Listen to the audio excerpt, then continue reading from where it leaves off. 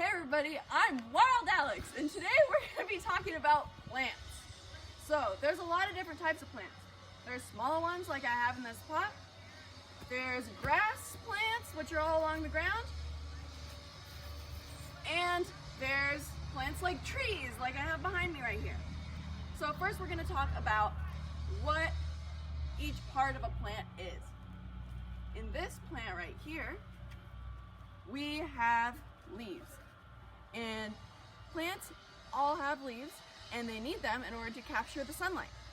Leaves are held up by a stem, which you can see right here, that goes all the way into the ground. And underneath the ground, you're going to have the roots, and I can't show you here, but I have two examples. So underneath the soil, there's going to be roots that extend out, and they suck up water and nutrients for the plants. Here's another example of a root right here. So, plants need three main things in order to survive. They need soil, or a place to grow, to give it nutrients. They need water, which I have right here, in order to help them grow.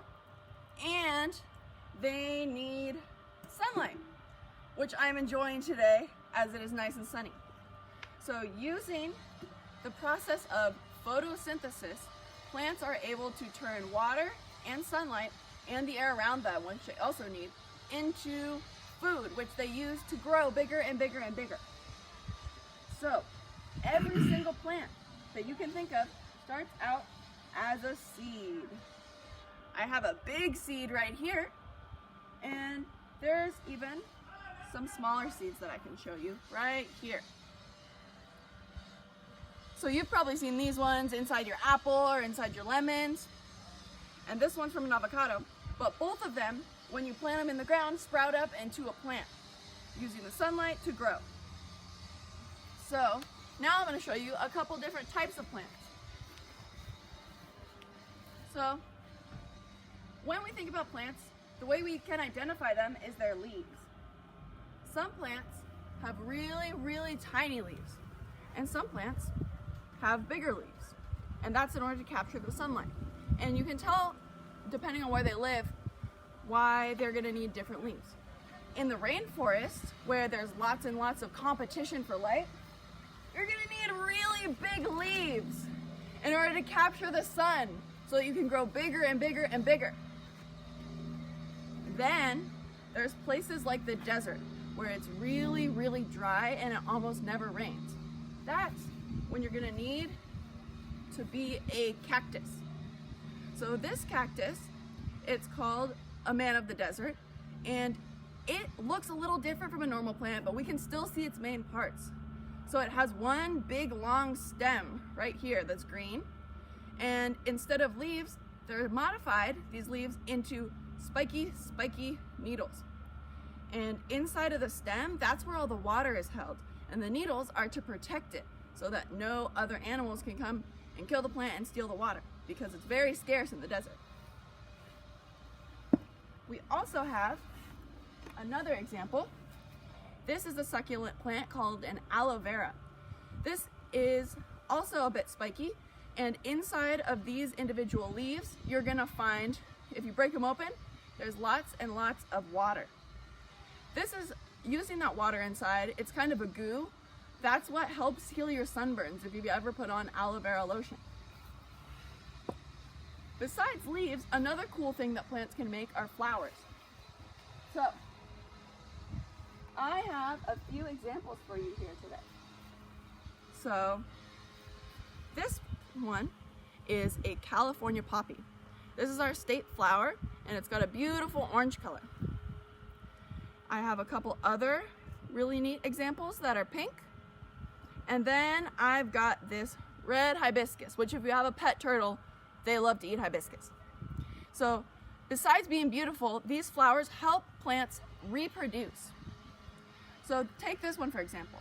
In a flower, we have the bright colored petals, and the petals are going to attract bees or birds or other pollinators, which are going to spread the pollen, which is in the middle of the flower. And this pollen is all usually yellow, and it will, once a bee comes, and touches the flower, it's going to get stuck to the bee and get transferred to another flower. And that's how more plants are made. Great. Now I'm going to show you some other things besides plants being neat and beautiful. They can also be useful in the example of fruits and vegetables. So, this here is an orange tree. And so this plant grows the same way as any other plant, but it creates fruit which has seeds. So, if we're looking here, we can find some oranges. Pick it right off the tree. And this will be the orange that comes to your fruit bowl in your house. You can open it up and eat it, and it'll be great. So the idea of fruits is that it's going to help spread the seeds, because if you cut this open, you don't want to eat the seeds inside an orange, but if you were to plant it, it would grow a whole nother tree like this. Looking at another example, we have an apricot tree right here. So I can come up here and I can pick some apricots.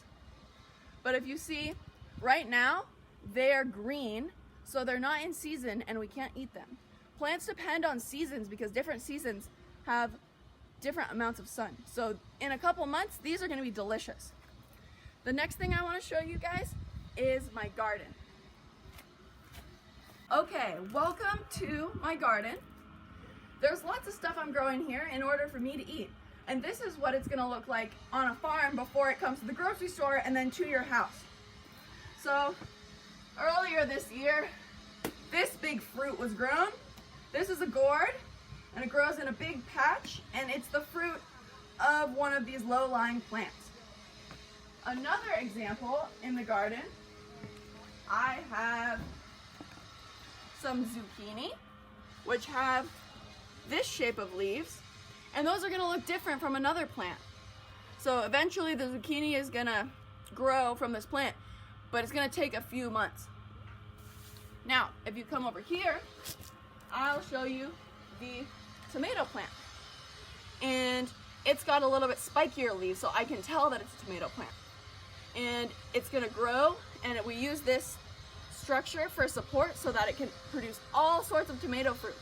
And then we can harvest it and we can eat it. Those are just some examples of the stuff that I have in my garden and some of the examples of the really cool things that plants can do. I hope you like it, and always try to keep learning. Stay wild.